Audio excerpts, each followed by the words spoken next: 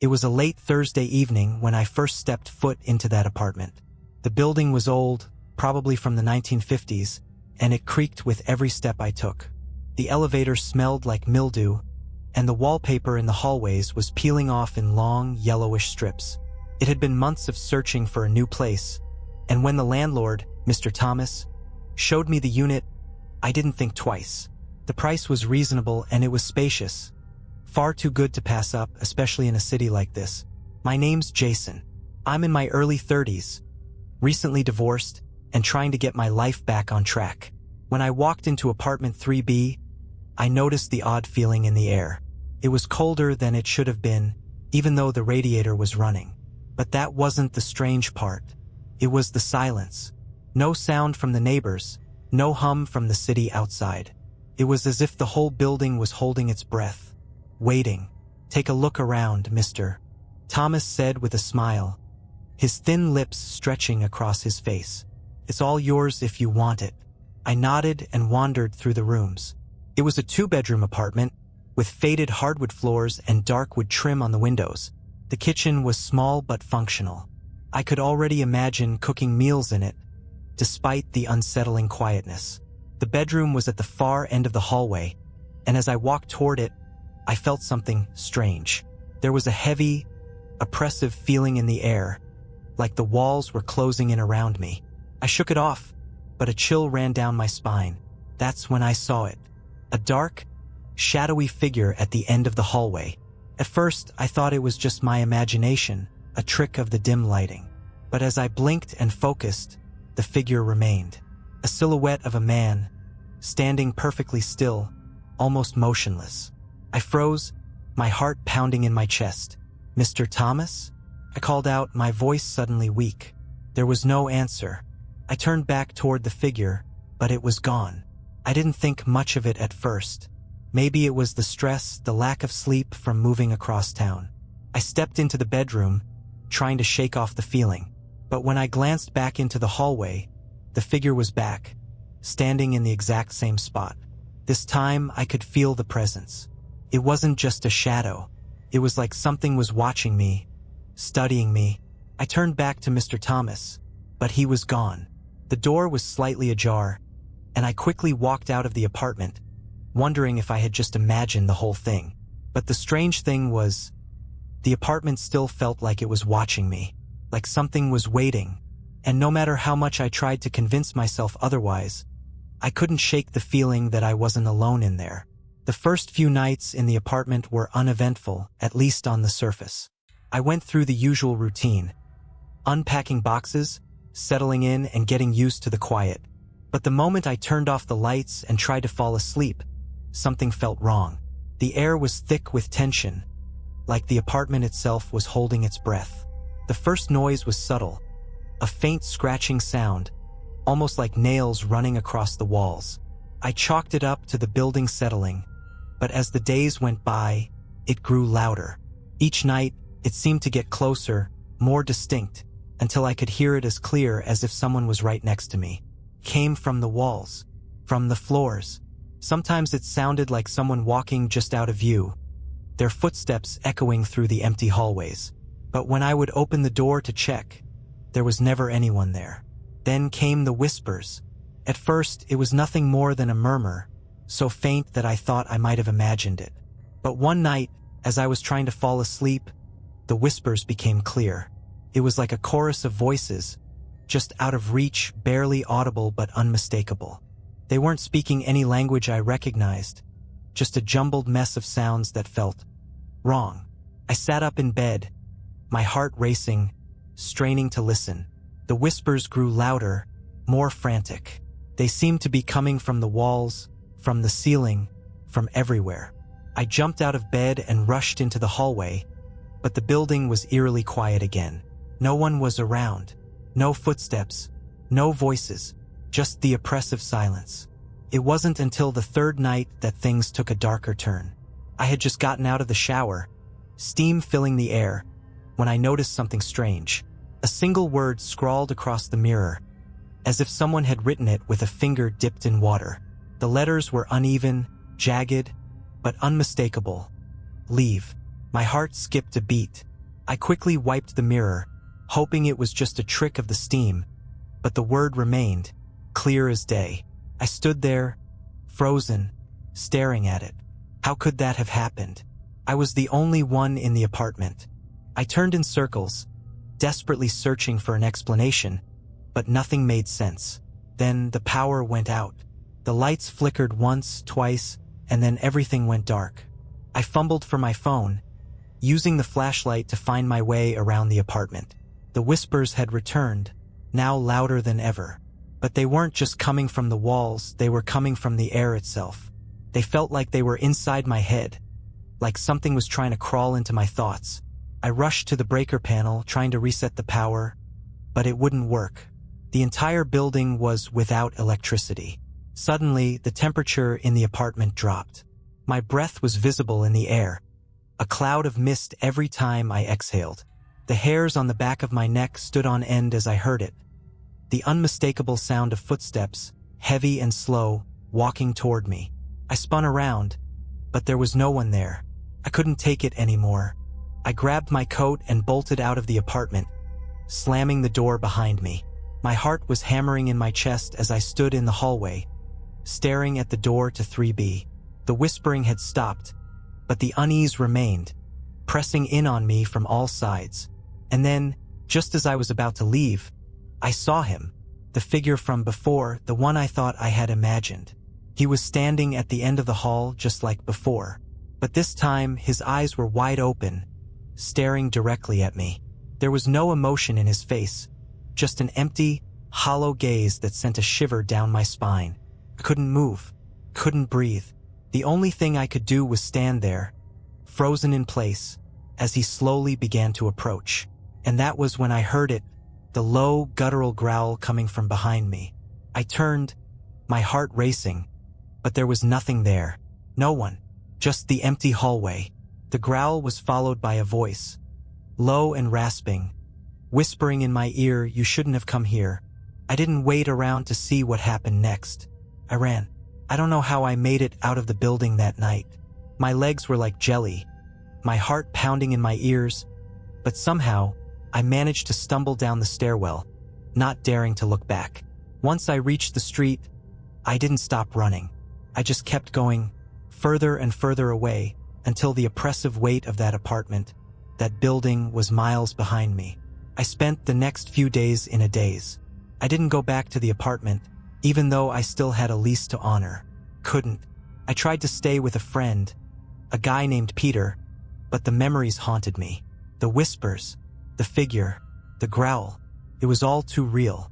And no matter how much I tried to push it out of my mind, it kept coming back. The images, the feelings, the overwhelming sense that something was waiting for me. But as much as I wanted to walk away and pretend it was just my mind playing tricks, I couldn't. I had to know what was happening. So, on the 5th night after the incident, I returned to the apartment. The building was just as I had left it, dark, silent, and ominous. The air felt cold and stagnant as I walked up the stairs, the same creaks underfoot, the same smell of mildew. When I reached 3B, I hesitated for a moment before I slowly turned the doorknob. The door opened with a low groan, as if it hadn't been touched in years. I stepped inside. The apartment was just as I remembered. The dim, dusty light coming through the windows, the same peeling wallpaper. But this time something was different. The air was heavier, thicker, and I could feel it press against me as soon as I crossed the threshold. The whispers were back. They started as a low murmur, distant at first, but as I ventured deeper into the apartment, they grew louder. I followed the sound, drawn to the bedroom at the end of the hall. The temperature dropped again, my breath misting in front of me. As I entered the bedroom, I felt the air closen around me, like I was walking into a trap. And then I saw it. The mirror. It was cracked, spiderwebbed with lines, but somehow still intact. And in it I saw him, the figure, the man from before. Only this time he wasn't standing still. He was moving, slowly. His face was distorted, twisted, like it was barely holding on to any semblance of life. His eyes, wide and empty, were locked on mine through the mirror, and the growl came again. Louder this time. Closer. It was as if the sound was coming from behind me, but I didn't dare turn around. I didn't know what was happening, but I knew one thing. I wasn't alone. The room seemed to warp around me, bending at the edges, as if the very space was shifting. The walls groaned, and I felt a cold hand on my shoulder. It wasn't real, I thought. Couldn't be real. But when I spun around, there was nothing there, except the whispers. They were all around me now, pressing against my mind, suffocating me. Couldn't think. Couldn't breathe. I stumbled back, and that's when I saw it. The door to the closet was ajar. I don't know why, but I felt drawn to it like something was calling me from inside. I took a step toward it, my hand trembling as I reached for the door. As soon as I opened it, the temperature plummeted, and I heard the voice again. This time it was louder, clearer. Leave, now. I stepped back, my heart racing, but I didn't leave. Couldn't. My legs wouldn't move. My mind was racing, but all I could think about was the closet. I had to see what was inside.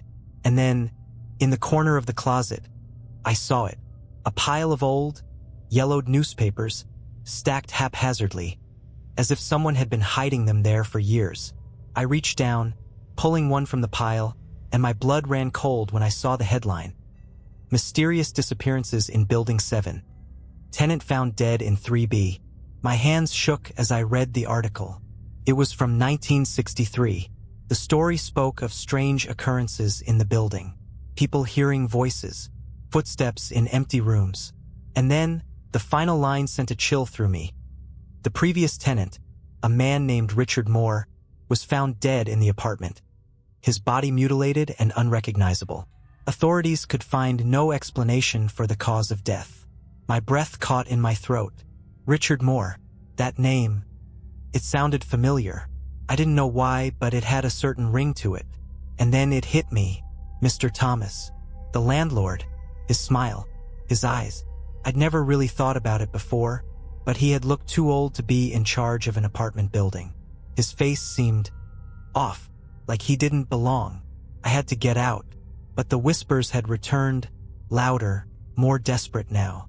I could hear them clearly, and they were all saying the same thing. Leave, before it's too late. I didn't wait. I ran. I ran faster than I'd ever run before, and as I sprinted down the stairs, I heard it, the growl low and menacing, coming from behind me. But when I turned, there was nothing there. I never went back to 3B. I don't know what it was, what happened in that apartment, but something dark, something evil, was lurking inside. I tried to tell the authorities, but they never took me seriously. No one believed me. The apartment was eventually rented out again, and the new tenants, they were gone within a month. No one ever stays long in that place. They leave and they never come back. And as for me, well, I'm just lucky to be alive. I thought I had escaped it. After I left the apartment, I tried to put the entire nightmare behind me. I found a new place, a safe, quiet space in the city where I could finally breathe again. I distanced myself from the past, from 3B, and everything that had happened there. But no matter how far I ran, no matter how many miles I put between myself and that place, I couldn't shake the feeling that it wasn't over.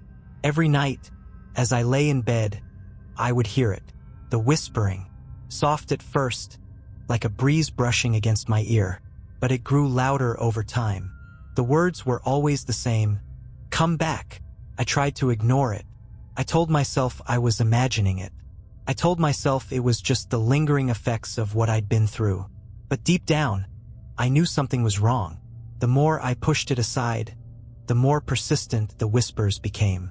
They followed me no matter where I went. Then, a week ago, something happened that I couldn't ignore.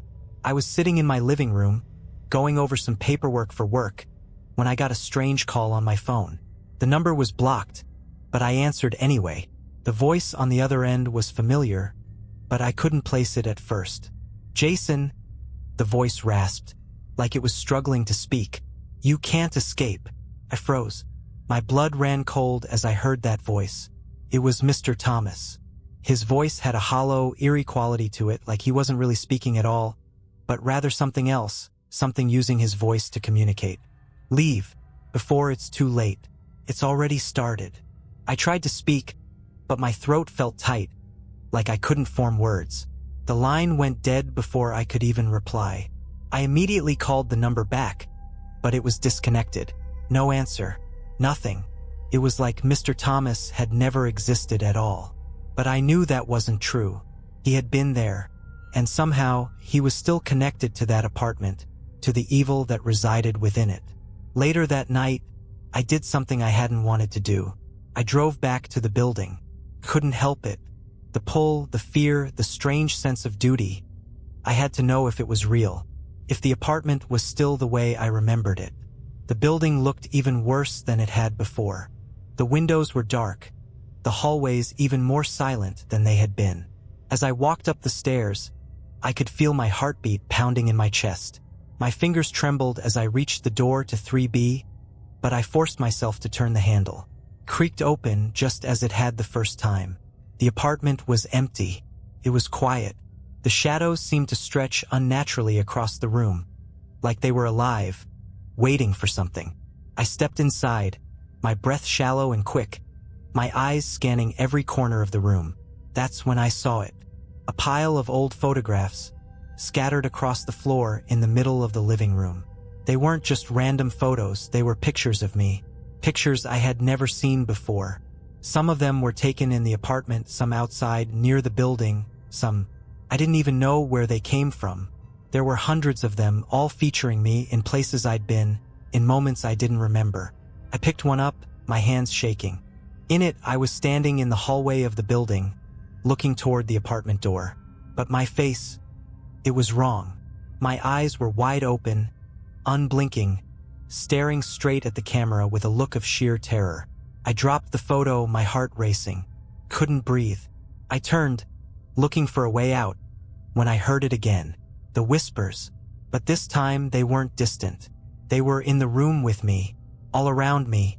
Jason, they hissed. It's time. I spun around, my heart slamming against my ribcage. But there was no one there. No figure in the hallway. No Mr. Thomas. Just the apartment, silent, oppressive, suffocating. That's when I saw the mirror. The same one from before. The cracks had spread farther now, like veins running across the glass. The reflection was distorted, but I could see myself in it, standing in the middle of the room. But as I watched, my reflection didn't move with me. It stayed still, its eyes locked on me, unblinking, staring. Suddenly, the reflection smiled. Not a normal smile, but one that stretched too wide, too far. It wasn't my smile. It wasn't even my face. It was something else, something that had taken my place. I stumbled back, my body paralyzed with fear. I tried to turn away, but the reflection, it was getting closer. It was stepping out of the mirror, reaching toward me. Its fingers were long, thin, and clawed, moving with unnatural speed. Before it could touch me, I ran. I bolted out of the apartment and down the stairs, not stopping until I was back in my car, speeding away as fast as I could. And I thought it was over. I thought I had escaped. But that night, I had another call. It was Mr. Thomas's voice again, this time softer, but unmistakable. "You can't run forever, Jason," he whispered, the words like ice down my spine. "The apartment has claimed you. I haven't slept since." The whispers haven't stopped. Every time I close my eyes, I see that reflection. I hear it calling me, and I know one thing for sure. The apartment isn't finished with me, and it never will be. The calls continued. Each night, the whispers grew more insistent, more desperate. They weren't just in the phone anymore. They followed me, in the quiet of my apartment, in the street as I walked home, even in the silence of my own thoughts. The apartment had left me no peace. It haunted me, not just in my dreams but in every waking moment. The mirror was the worst. I couldn't look at one without seeing that reflection. Twisted, smiling, waiting. It had become an obsession, an anchor in my mind. I couldn't escape it. I couldn't escape the feeling that something, or someone, was waiting for me to return. The next week, I found myself back at the building, It was like a magnetic pull I couldn't resist. The whispers were too loud now, too commanding, too much of a presence to ignore. I tried to shake it off, tried to convince myself it was all in my head. But I knew it wasn't. I could feel the weight of the place pulling at me, demanding I finish whatever I had started when I first stepped through that door. As I walked up the stairs, my legs felt heavy, as if the air itself had grown denser with each step. The building had changed, felt older somehow, more decayed. The walls were more cracked than I remembered, the wallpaper more stained, and the smell of mildew stronger. But it wasn't just the building that had changed, it was me. I could feel it deep inside. Something was unraveling in my mind. A line between the real and the unreal had blurred, and I was losing grip. I reached the door to 3B and stopped. My hand hovered over the handle, trembling. I wasn't sure if I was afraid of what was inside, or of the fact that I was still here, still returning, like I had no control over it. But I opened the door. The apartment was exactly how I had left it. The same dust, the same quiet. But this time something was different. It wasn't the shadows. It wasn't the cold or the whispering. It was something much darker, something that made my blood run cold. The photographs were back, but they weren't just scattered around the living room anymore. They were pasted all over the walls, covering every inch of the apartment. They were all of me, old photos, new photos, images of me walking down the street, in my car, at work. Some of them I recognized, some I didn't. There was one in particular that made my stomach churn. It was a picture of me sleeping, in my own bed. How had they gotten it? The whispers intensified. I walked through the apartment, trying to ignore the photos, trying to ignore the eyes staring at me from every direction. The air felt thick, oppressive, like something was closing in around me. I had to find an explanation. I had to understand what was happening. That's when I noticed the closet. It was open, the door slightly ajar, as if someone had left it in a hurry. The darkness inside seemed to beckon me. I didn't want to go in. I knew that whatever I found in there wouldn't make sense. But the pull was irresistible. I stepped inside. It was pitch black. I could barely see my hand in front of my face. But then I heard something. A faint scraping sound, like nails running across the floorboards. It was slow, deliberate. And as I listened, I realized it was coming from beneath the floor.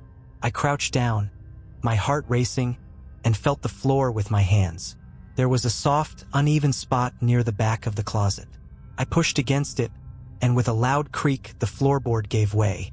Underneath, there was something buried. I pulled the object out. It was a small, leather-bound book, covered in dust. My fingers trembled as I opened it. The first page was blank. But as I flipped through, I saw it. The same twisted symbol repeated over and over again, etched into the pages. It was a symbol I didn't recognize, but it felt familiar, as if I had seen it before in a dream, or perhaps in the depths of my own mind. The more I looked at it, the more it felt like it was staring back at me. I flipped to the last page, and there, written in a shaky, almost illegible handwriting, were words that made my blood run cold. Once you enter, you are never free. We are waiting. I felt the air around me shift. The whispers reached a crescendo, becoming louder and more frantic, until it felt like my skull was vibrating with the sound. The floor beneath me groaned, and I saw something move in the corner of my eye. It was faint at first, but as I turned my head, the figure was there. The man, Richard Moore. He stood in the doorway of the closet, his eyes black and empty, his face twisted in a grotesque expression of pain. His mouth was open, but no sound came out. His body seemed to flicker in and out of existence, like he was barely holding on to reality. "You shouldn't have come back," he rasped, his voice barely a whisper. But I could hear it. I could feel it. I ran. I didn't look back. Couldn't. The apartment, the whispers, the figure. Everything was closing in on me, suffocating me. I barreled out of the door, down the stairs, out into the street. The night air was cold, but it was the only thing that felt real. I thought I had escaped, but as I sat in my car, panting, heart racing, I realized the truth. I would never escape. The apartment, the entity within it, had already claimed me. There was no running. There was no safety. The whispers were always there, just beneath the surface. And they would never stop calling me back. And when they do, I won't be able to resist. I can't tell you exactly when it happened. Feels like everything is slipping away now. My grasp on time, on reality itself, is starting to blur. I don't know if I'm still alive, or if I'm just a ghost, trapped in some sort of purgatory between the living and the dead. I only know that I can't escape. Started small at first. Subtle things like the whispers. They'd be there when I woke up, soft and distant, like a murmur at the edge of my thoughts. At first, I thought I was just imagining them, the last remnants of the terror I'd experienced in the apartment. But as the days went on, the whispers grew louder. They began to follow me everywhere I went. I'd hear them in the street, in the shower, at my work desk. They were always just behind me, like shadows that never left. The figure, Richard Moore, was always just out of sight, a fleeting presence that appeared in the corner of my eye, in the mirror, in reflections. He would smile that twisted smile, and I would freeze, paralyzed by terror. But no matter how hard I tried to run, no matter how far I went, I could never outrun it. I thought about leaving the city, moving across the country, starting fresh. But every time I thought about it, I heard the whispers again, louder and more desperate. Come back! So I did. I knew deep down I had no choice. The apartment was calling me. It had always been calling me. It was the only thing that made sense anymore. I drove back to that building, the place that had ruined me, the place that had claimed so many before me. As I parked in front, I saw the familiar shape of the building looming against the night sky. The windows were dark, like hollow eyes staring down at me, watching me, waiting. I don't know why I went up the stairs. I don't know why I turned that handle once again, stepping into 3B like I was walking into a trap. Maybe I thought that if I could just face it head on, confront whatever was inside, I could finally break free. But I knew, even as I crossed the threshold, that there was no escape now. The apartment was exactly as I remembered. The same stale air, the same oppressive silence. But something was different this time, something darker. As I stepped further inside, I felt the weight of it, the oppressive feeling in the air, like the apartment itself was alive, breathing, waiting for me. The walls seemed to pulse, the shadows stretched unnaturally long. The pictures on the walls were still there, still of me, but they had changed. They were darker now, the colors faded, the expressions on my face twisted in fear. The whispers were deafening. They echoed off the walls, growing louder with each step I took. I tried to block them out, but it was impossible. The sound of my name being whispered in every corner, over and over again. It was as if the apartment itself was calling me, pulling me deeper and deeper into its grip. I walked toward the closet, almost in a trance. The door was open, just a crack, like it had been waiting for me. I stepped inside, and the air turned frigid, colder than anything I'd ever felt before. The darkness inside was absolute, like the closet was a portal to another world. And then I saw it, the mirror. It was cracked again more than before. The reflections were distorted, swirling like water. And standing in front of it, staring back at me, was Richard Moore. But he wasn't just standing there. He was moving, reaching toward me, his eyes dark pits of emptiness. His face was more grotesque than ever, his mouth stretching impossibly wide into a grin. "It's too late," he whispered, his voice a rasping, guttural sound that made my skin crawl. I tried to scream, to run, but my feet were frozen to the floor. The air around me thickened, pressing in on me from all sides. I could feel something wrapping around my chest, choking the air out of my lungs. The reflection in the mirror began to move faster now, its hands reaching out, its fingers curling toward me. I tried to turn away, but I couldn't look away from its eyes. They were pulling me in, drawing me closer, and I felt myself slipping, falling into the mirror, falling into the darkness. I woke up here. I don't know where I am. It's dark and cold, and the whispers are all around me. I can hear them even now, echoing in my mind, pulling me deeper into this place. I don't know if I'm alive or dead, or if I'm just trapped in this nightmare forever. But one thing is certain, the apartment, it never lets go, and it's still waiting. It's waiting for the next person. It's waiting for you, and when you step inside, it will claim you too. I can hear it now, the low hum, like a heartbeat that never stops. It vibrates through the walls, through the floors, through the air itself. It's everywhere, and it's suffocating. The whispers have become louder, more frantic, urging me to do things, to move, to leave, to stay, to don't leave. I don't know where I am, but I know that it's not real. None of it is. Not anymore. The apartment 3B is a place that exists outside of time, outside of the laws that govern the world. It pulls people in, traps them in its never-ending spiral until they become just like Richard Moore, just like the others who have come before me, just like the endless shadows that haunt the rooms, flickering in and out of existence. But the worst part is that I can feel it now. I'm becoming part of it. I feel it inside me, crawling beneath my skin, rooting itself deeper and deeper until I am no longer me. I am something else, something that lives within the walls, in the cracks between time, in the spaces where memories fade and disappear. I can hear them too, the others. They're trapped here just like me. I hear their voices in the silence, desperate cries that fade into the darkness.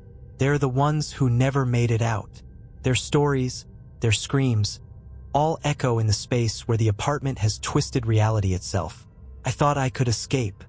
I thought I could run from it, but now I realize something far worse. There's nowhere left to run. There's nowhere else to go. This place, this building, has its claws deep inside me, and it will never let go. I tried to leave again once. I went to the door, desperate for freedom, but as soon as I reached for the handle, something stopped me. The door wouldn't open. The walls around me closed in, as if the very apartment itself was tightening its grip on me, forcing me to stay. I could feel the presence in every corner, every crack, every shadow, waiting for me to slip. And when I did, it would take me just like it took Richard Moore. It was then that I saw it. The figure. He was standing in the hallway, the same hollow-eyed figure, his face twisted in agony. But now he wasn't alone. Behind him there were more, faces without names, eyes without souls, all of them staring at me, all of them waiting. "You belong to us now," Richard's voice rasped. But it wasn't just him. It was all of them. Their voices combined into a terrifying chorus that tore through my mind. "You will never leave," I screamed, but the sound was swallowed by the apartment, absorbed by its cold, unfeeling walls. I ran, my legs shaking beneath me, but no matter how far I went, the apartment stretched, grew longer, its hallways twisting in on themselves. The rooms multiplied, and I couldn't tell where I was anymore. The walls were closing in. The air was thick with dread, and I knew with a horrible certainty that it had already claimed me. Now, I am no longer sure if this is real. I don't know if I'm still alive or if this is the last thing I'll ever experience. The whispers have taken over my thoughts, and I can't stop them. They demand to be heard. They want me to tell you, to warn you. This apartment, this place, it waits for you. The moment you step through that door, it will take you. It will twist you. It will claim you. And when it does, you will become just another whisper, just another lost soul wandering the halls. I wish I could say I've found peace. I wish I could tell you I've figured it all out, that there's a way out, but there isn't. I can hear it again. The growl, the whisper, the soft shuffle of feet in the dark. I'm so sorry. I didn't want to bring you here, but it's too late now. You've heard it, and now it's waiting for you.